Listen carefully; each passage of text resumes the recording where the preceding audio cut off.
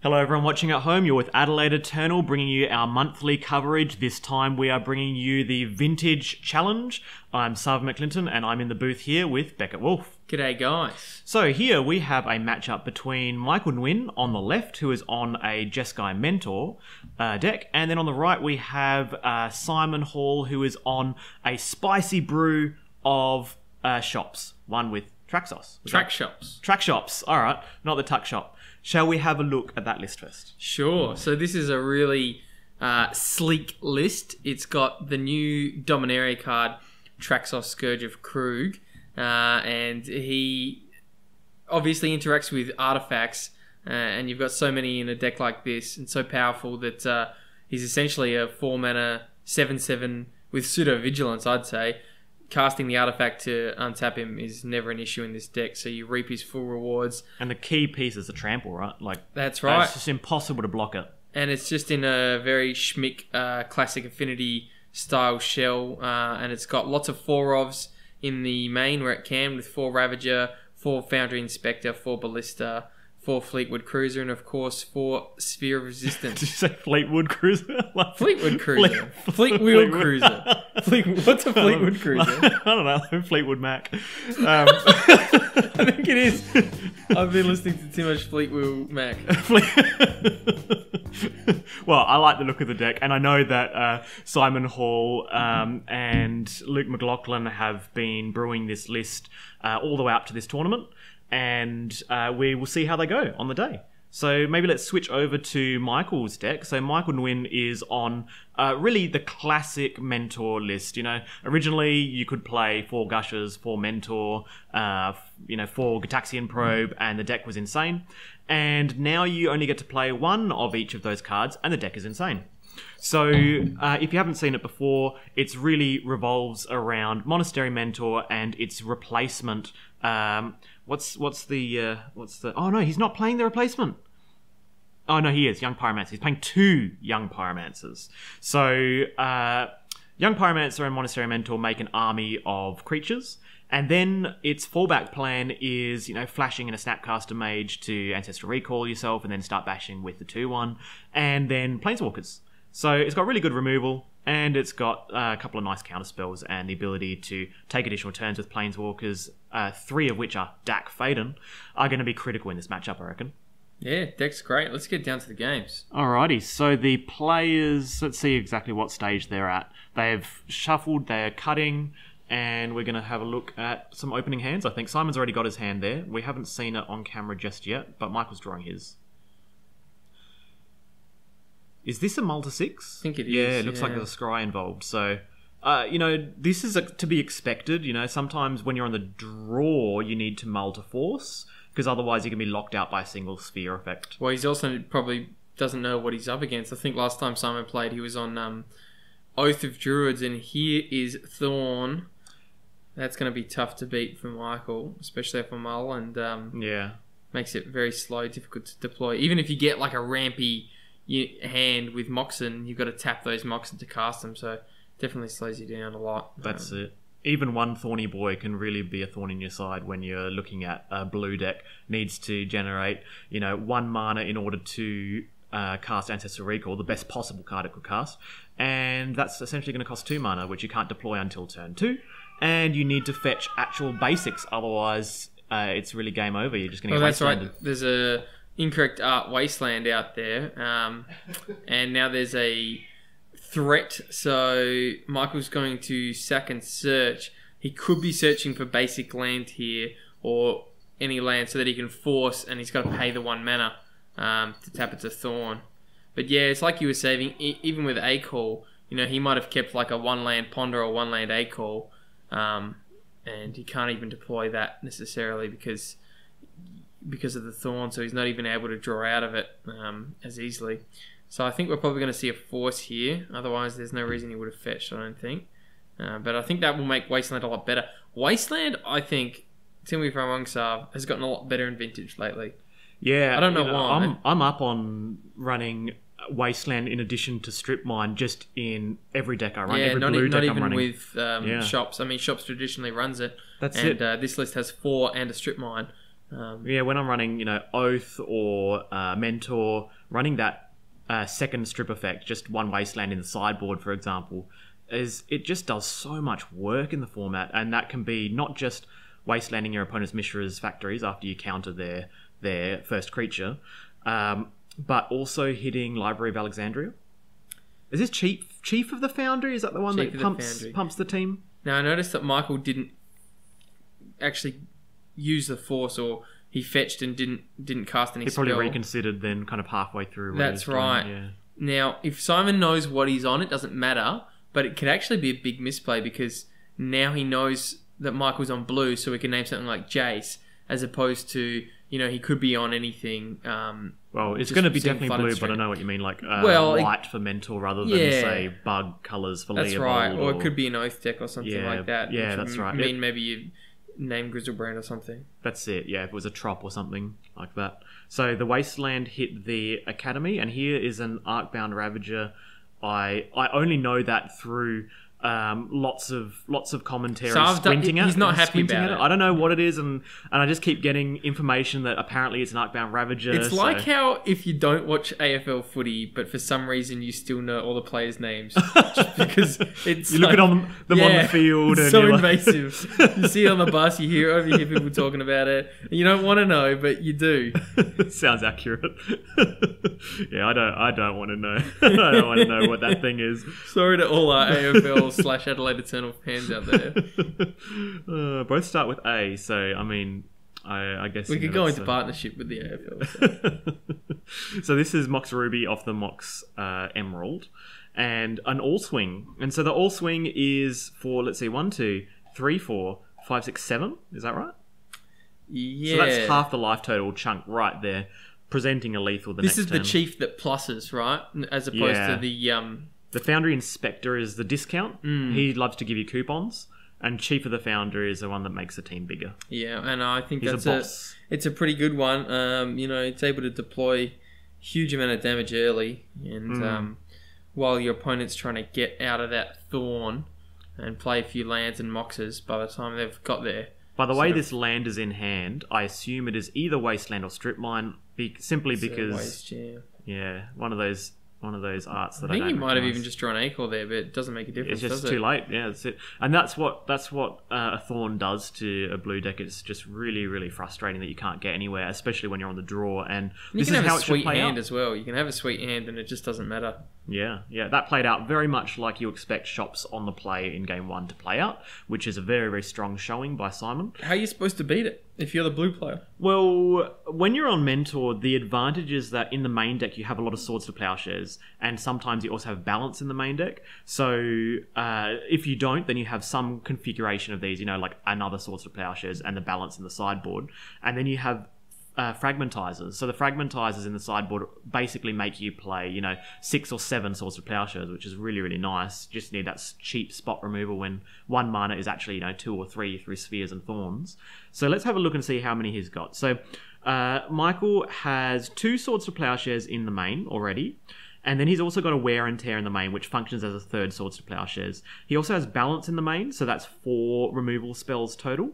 And then he's got 3 Dak Fadens, which I love. A lot of the time you only see 2 in these lists, but 3 is fantastic because the filtering is important when you're pitching cards that are irrelevant, like late game Moxen and lands from Gush, but also gaining control of your opponent's, Phyrexian Revoker just to block their other Phyrexian Revoker is a lot of fun. In the sideboard, he gets to bring in 2 more Swords to Plowshares and 4 Fragmentizers. So he's got a full, essentially, what would that be, 10 removal spells?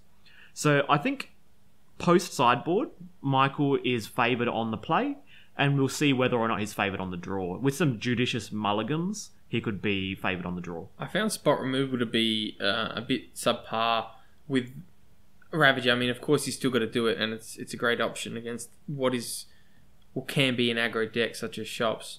But sometimes the Ravager is just way too much value, and you've got to spot remove, and they just move the counters onto something else, and it can get frustrating. But it definitely happens, and it's one of those things where it's like, the nature of Vintage, where let's say that you're on Michael's side and you go up to 10 removal spells plus 3 Dak Fade, and that's 13 removal spells plus 2 Jace Friend's Prodigy, that's 15 removal spells. I'm not going to count Snapcaster Mage because you almost never have the mana to be able to snap back a Swords to Plowshares unless you're already winning. So let's say 15 removal spells. When you look at it on paper, you're like, well, a quarter of my deck beats your deck. This is fantastic. And then it just doesn't pan out that way in actual practice. And that's just because sequencing, the Ravager gets sequenced in a certain point. The Phyrexian Revoker gets sequenced to shut off a Mox early, slowing you down. Then by the time you've cast your first Fragmentize, you have to target the Thorn, and you're getting beaten down because you can't target the creature there. Otherwise, you lock yourself out if they play another Thorn. It's just, interesting to see how games pan out. Now, I did see Simon putting in a few cards and taking a few cards out. He could be bluffing, but I'm looking at his sideboard, and I'm actually wondering what there would be to put in. His mainboard's pretty efficient against Michael. It's pretty well where he wants to be, and I think he probably wants to keep it the same. The sideboard's sweet. It's very succinct. It's got 4 of Graph Diggers, 3 Nullrod, 3 Dismember, 3 Wormcoil, 2 Sentinel Totem. If you don't know what that is, it's like a Tormod's Crypt or Relic of Progenitus, somewhere in between. Costs 1, and you get to scry 1 and 0 to activate. It's from the Pirate set, right? Yeah, I mean, maybe he'll bring that in, but I don't think you need it. I think you just want to stay aggro. Yeah, I think he literally changes nothing or a single Dismember comes in. And sometimes people... Dismembers are in there for the mirror, not really for these kind of situations where you go, oh, I better kill that Mentor. Doesn't matter, Mentor's already made a token. Oh, I better kill that Pyromancer. Oh, he's already made a token. I better kill that Jace Friend's Prodigy. Oh, wait, he's got Force, and then he untaps and he flips and he Time Walks. I better kill the Snapcaster. Oh, wait, Snapcaster's already flashed it back. So, you generally don't want to bring Dismember in. Yeah, I agree. I wouldn't bring anything in. But it's a very streamlined sideboard, and I really like 3 Nullrod. A lot of people bring in Nullrod against shops, and I was talking with Luke, who designed the deck, and he just said, well, really, I run the same amount of Moxen as any other deck, and, besides Arcbound Ravager and a couple other things, there's not that much I need to do, and he just needs it for the Paradoxical Storm decks. I think it's a really good choice, and, it's a really nice streamlined sideboard. I like it. So let's see how it pans out. So Simon's on the draw, so he's going to have to try and fade, some early crazy start. One of these Lotus Mentor starts. So this is a Phyrexian Revoker and some mana. I didn't quite see the rest of the cards, but I definitely saw mana and Revoker. Turn 1 Revoker will be easily deployed by Simon. But for Michael, this is Dig Through Time and some other cards. Very nice analysis. That's it. I think there's a strip mine in there too. Oh, look, there's definitely a Flutterstrand in there because it was just played. I think a Swords. I think we need a little primer sign up there. If you're on coverage, please show your hand for more than 1.00. Maybe they think we can pause it and watch. Yeah, we are not going to do that. Oh, triple Mox into Sphere of Resistance feels pretty good. Yeah, this is strong. But remember that Simon's hand is nothing. Well, that's what I was about to say. The only issue with this is he just might not have enough gas, but whatever gas he got, he gon' get.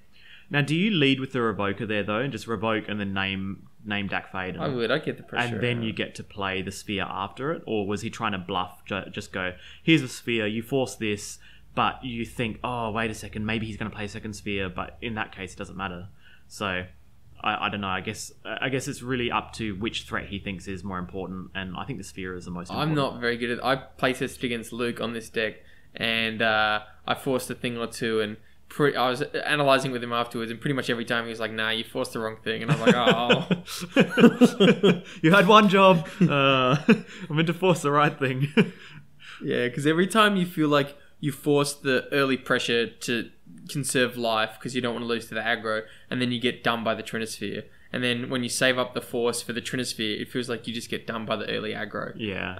This is real. And it's tough. And if I'm in a deck with 15 removal spells, as Michael does, then I just force the Sphere, because then that way you actually can play 2 removal spells in one turn or something like that. It depends. It's actually really variable. I can't really tell which particular strategy I'll take. Luke seemed to err on the side of forcing the spheres over aggro they do so critters. much work. Because you've got the removal spells lined up for the aggro critters. Yeah, definitely. So here we have 3 mana. This could be second sphere. Now this is going to be a big and a wasteland problem on top of it. Yeah, which he's not using. Is that because he wants to be able to still play his 2 mana spells that are in his hand. Yeah, it could be the case, but I would still waste because it's just like, well, all my stuff costs 2. Some things cost more, but I'll just write them off. I just want to cast a Phyrexian Revoker. Yeah, so. I agree with that. But I think if Simon's hand was literally all 2-drops, I don't think it hurts too much to just let this preordain resolve and then say I can actually cast my hand. And then if he top decks a land, he goes, okay, now I get to waste and I still get to deploy my hand. Was that a Scalding Tarn to the bottom? I'm not sure. It looked like a top and a bottom. Definitely Scalding Tarn to the bottom. So basically, Michael's like Thug Life. I don't care about mana. Even though there's 2 spheres out. I don't know. I think I want to preordain just as many lands as possible because then every single removal spell you have can actually be cast. Isn't Sphere so good? Because some people see it as like but it's card disadvantage or something like that. But you're forcing your opponent to take lands in a vintage deck that they don't want. So you're getting more than 2 for 1 value because often they're keeping like 2 or 3 extra lands than that ideally want because you've got a Sphere. Is this revoke Ruby and just Thug Life revoke your own Ruby? Yeah. Has he got his own Ruby out? Yeah. It's the same decision as the Wasteland though. If he was on that plan, he would have named Wasteland. He could be naming. Oh, there's no point naming Strip Mine because you're happy to get stripped here. I don't know. You're not scared of Jace with that amount of mana. It's just Dack Faden, right? You just don't want to get dacked next turn. Yeah, I think you're right. I think it is because that's something he can cast next turn. Because he did actively preordain, and if I'm in Shop's position, I'm like, oh, top. I say maybe you've drawn the 5th land. Yeah. You're going to Dack Faden because Dack Faden will be terrifying. That's right. Or he goes Mox Ruby, and then next turn wastes, and this is my threat. It's 2 power, but you're done. I'm a fan of just naming the mana because you're like, well, you're not going to be able to dack anyway. I think that looks like Mox Ruby. I think it looked like 2 words, but Dack Faden is also 2 words. Michael's hand of Probe is not good here. Yeah, Probe is like one of the worst possible cards post sideboard.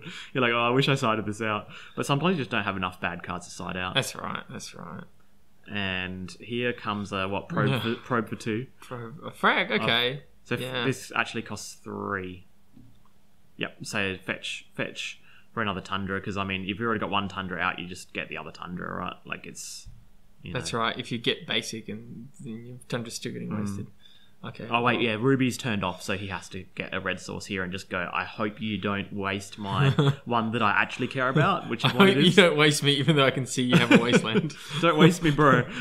That's a bad position to be in. Oh, is that another wasteland? Yeah, and I think naming Ruby there was good. The last time he didn't waste because he's like, I just want at least 1 threat. So there is a clock, and then just keep turning. And now sideways. He goes, name Mox Ruby, double waste. Because naming Mox Ruby is the same as wastelanding, right? It's the exact same thing. Agreed. Turns one of your lands off, turns one of their lands off. So I think it's perfectly reasonable to now be on the double wasteland plan. You just leave him with Strip can Mine. also deploy nothing. Because his own Ruby's turned off, so he can't deploy a 2 mana threat as well. Oh wow! Now this is bold.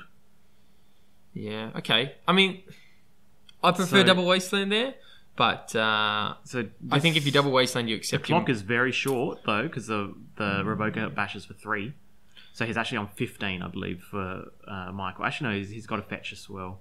Oh, so he's on 16 because it was 1 fetch and a 3 power attack. So maybe he sunk the Scalding Tarn because now he's actually just got runner lands in hand anyway.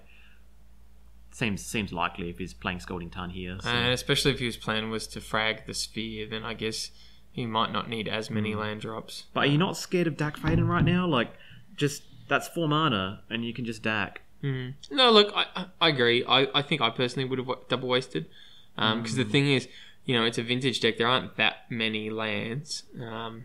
And to find the lands, you've got to be tapping out for preordains, which is kind of gross. So I think I prefer double waste there and just ride the 2 power threat for a while because you don't even switch yourself. It's not like you can never cast another spell for the rest of the game.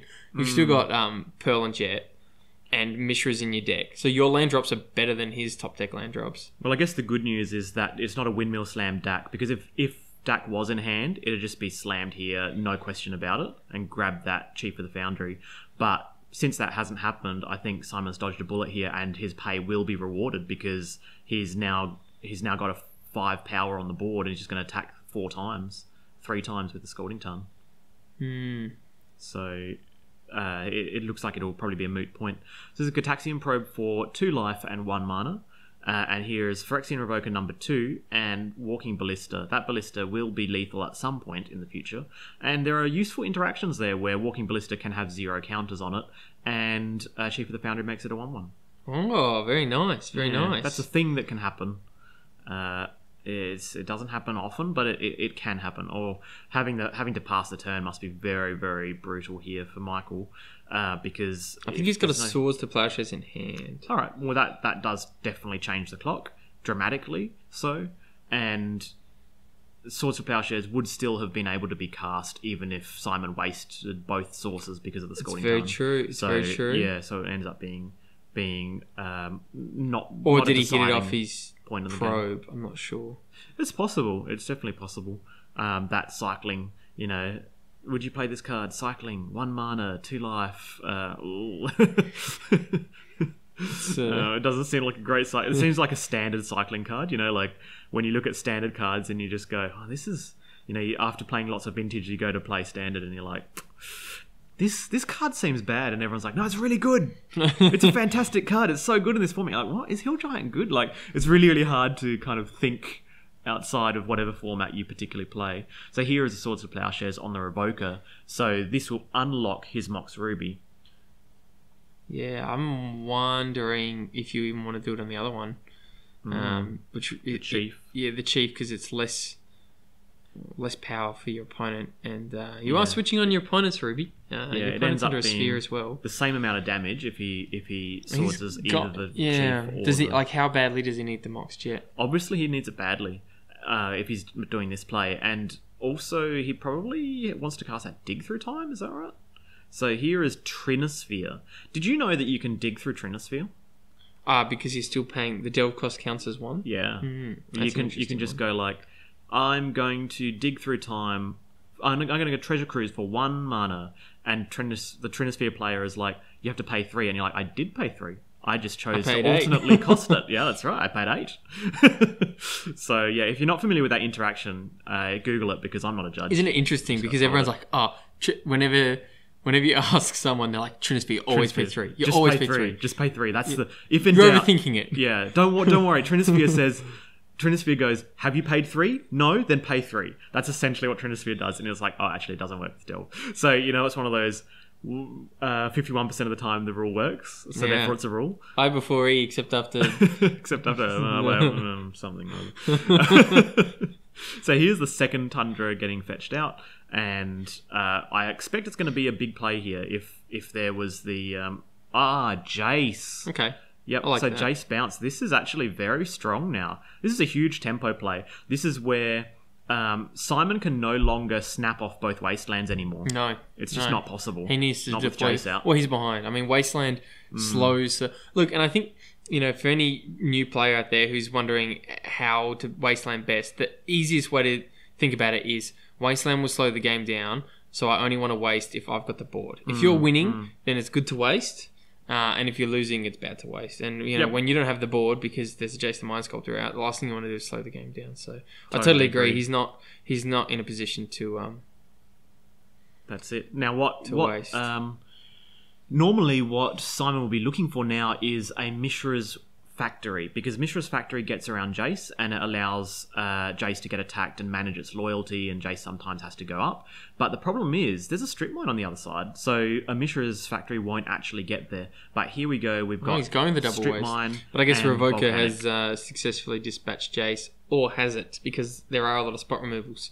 Yes. And at this stage, I think spot removal... Yeah, like we were saying, was it 15 spot removal spells? I think it would be game winning here if he was able to deploy a 3-mana Trinosphere and then start brainstorming. Yeah, if this is 3-mana Frag or 3-mana Swords of Plowshares, then this is perfectly fine. Even 3-mana Containment Priest.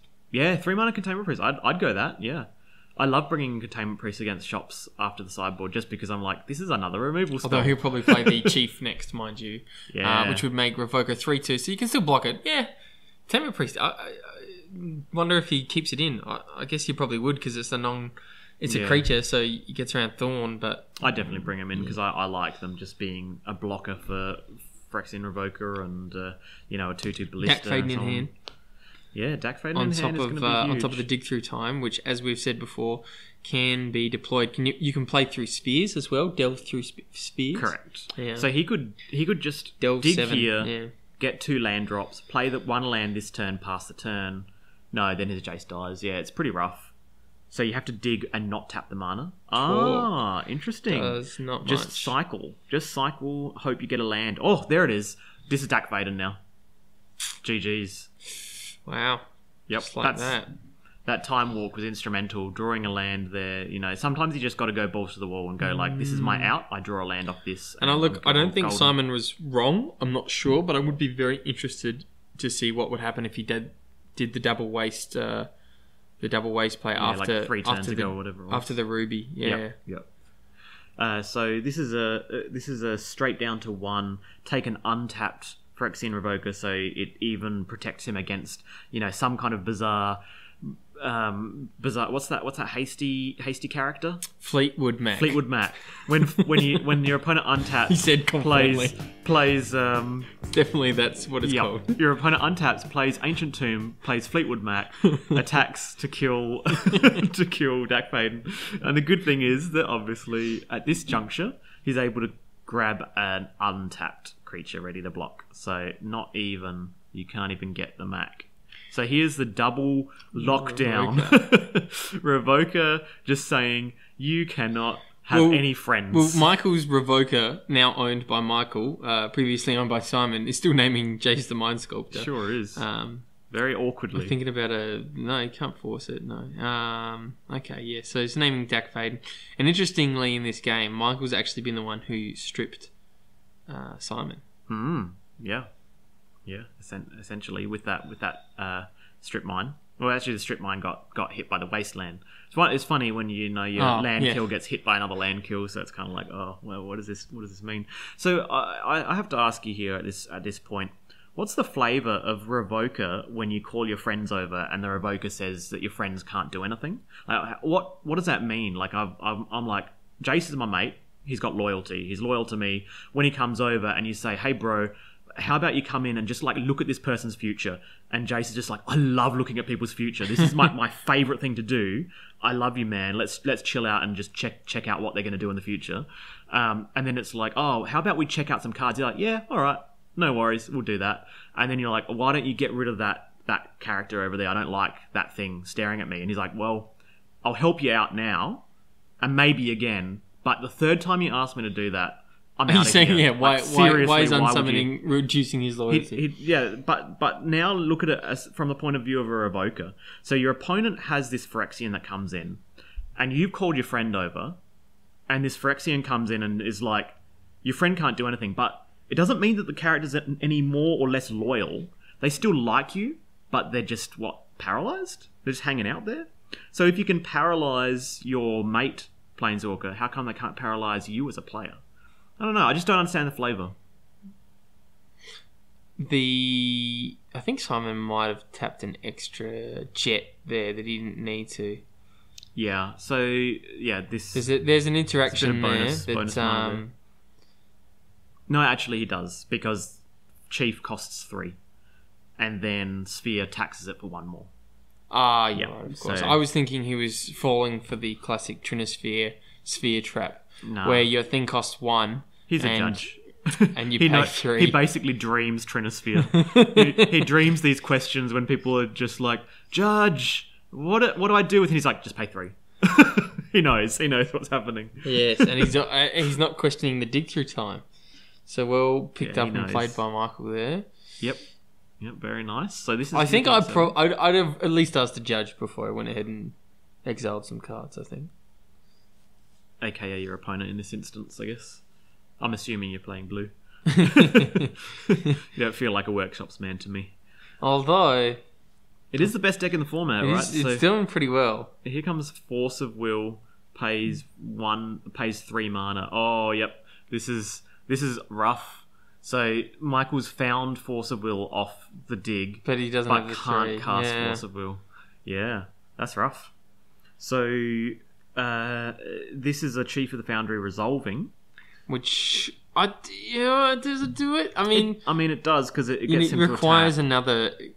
another removal spell from Michael. The Mishras, I think, is actually not a bad draw at all because now, this is what the whole deck's designed to do. That you have one ridiculously unfair land in the form of Mishras, but gets your Fleetwoods out. It's very good. It's very good right now, obviously, because he's just able to power through the Trinisphere and the Sphere. That's it. And so now Simon can't actually quite attack, right? Next turn, he can attack both Planeswalkers because then Michael blocks the Revoker on the Revoker on whichever one is relevant. That's right. Absolutely. I was just thinking the same thing. Simon could swing Revoker there, but then Michael blocks and it switches on both Planeswalkers. Yeah. So you might be happy for a trade forgetting about the Planeswalkers because you're like, I'm the aggro killed. That's the thing. So he attacks with both of his creatures next turn. Definitely. Next turn, I think, but he didn't want to attack that turn. He's got to choose whichever Planeswalker he wants to die, he needs to send the Chief at, and the Revoker will go to the one that will be blocked. So you send the Revoker at... It's a tough one because if your opponent... I think Dak is a bigger threat long term, but Jace... But for one turn, Jace is better. So I think if you assume your opponent has... If you think your opponent has has some kind of interaction whatsoever, you want to kill the Dak. Yeah. And he knows Force of Will is in hand, so this is a 4-mana mental with no Force of Will left up. No ability to leave it up. But Michael here is wisely just playing a second creature. Just going, look, if you attack, I'll block both of your creatures and I'll have 2 active Planeswalkers. Or, 2 active Planeswalkers if you attack. That's really good. So, what would you rather, the Planeswalker or the Mentor? Mentor could come away with the game. Yeah, I think Simon just can't attack. Because I think the Planeswalkers... Oh, no, maybe he has to... He just has to attack because... I feel like I'd attack because I think otherwise Mentor will get Fleetwood? out. No, it's... Ballista for 1. Ballista's strong here. It's Ballista for 2. For 2. And because it's a +1, so you can spend the counters to kill... Yeah, you can kill Mentor. Now he can double attack, but he leaves one Planeswalker open, so he can't actually attack. So yeah, he's just decided, look, I'd rather have both. Alive. Very nice. That's it. Yeah, it's actually happening. That's the thing that we're talking about. So yeah, he elects not to attack simply because attacking would mean one Planeswalker gets unlocked, and he's not happy to do that. So this is 3 mana. This could be a young Pyromancer with attacks. Balance. Oh wow. This is funny because he can't kill his own Phyrexian Revoker, but what he does do is kill the 2 creatures that are not Revokers. The 2 Revokers stick around, so it basically kills 2 creatures, which is totally good. There's nothing wrong with killing 2 creatures. Well, I mean, if you're killing the Chief, then the Ballista's dying anyway, so you might as well kill Chief and Ballista and keep your Revoker, right? Yes, yeah. You basically keep both Revokers around so that both of the Planeswalkers are turned off. So it literally says, it's a deterministic line. It says, destroy both Chief and... He's going to have to sack 2 lands. Ooh, 1, which will 2. Yeah, you're right. Which will hurt, I think. So Library and a Tundra go. Both the tapped versions, obviously, because then he can have Force of Will up. And he still doesn't. I don't know about this play actually. Now that I think about it, he probably won't be able to cast another spell for a while through a Spear and Trinisphere for the rest of the game, to be honest. And his Planeswalkers are still shut down, and Simon has mana to cast more threats. Yeah, right? This is scary. So as good as that looks, I don't know. I don't think this is the play. I think I don't know what else you do because you're still going to get run down by 3 creatures that'll kill your Planeswalkers anyway. If you're just hoping to hit land drop, it's definitely tough. Well, let's see. I mean, if he kept land in hand as his last card, that could be critical. Let's see. One of the cards is blue. Maybe both the cards are blue. It looked like a snap. I mean, what are we looking at top decks from here, Simon? And Fleetwood is the thing we're looking at? Traxos pretty good. Traxos, yeah, sure. Traxos would feel pretty strong. Trample, I hear. Trample's pretty good. Yeah, just being like, forget about the Planeswalkers, you're in 10 life. Yeah, I'm just going to attack you with just 7/7. So, whatever it is, it probably wasn't Traxos because he didn't bring the one Michael's got is naming Jace, and the one Simon's got his naming Dak, is that right? The one Michael's got is naming... Is it the other way around? Naming Jace. Jace, because he gained control of it with Dak. Yes. Yeah. So the one that Simon has is named Dak. So that it's inevitable that at some point the two of them are going to trade with each other. We know that. Traxos. Traxos is here. All right. Let's see the Krug man. I was expecting that to be Windward's land, but it wasn't. It was a slow roll Traxos.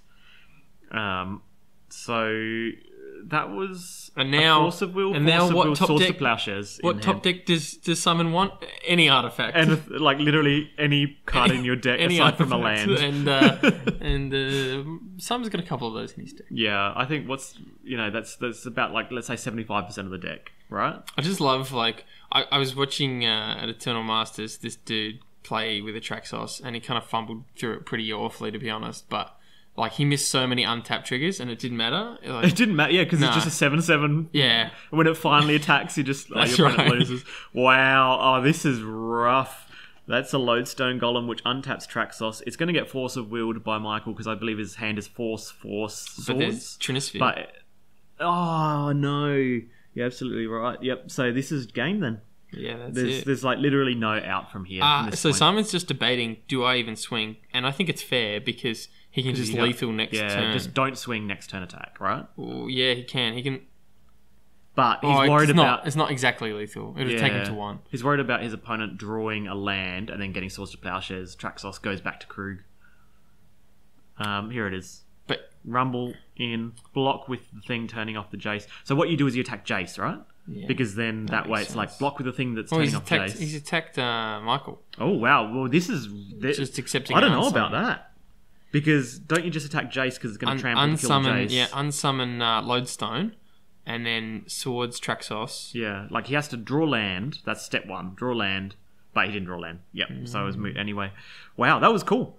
So that was an awesome match. Nice to see an iconic match. We got to see the Krug man as well. Yeah, Krugmeister up in the house. Good. So hopefully you enjoyed that one. That was the first of many exciting rounds. So coming up next, we have another round 2 of our Adelaide Eternal Highlander Challenge. See you then, guys.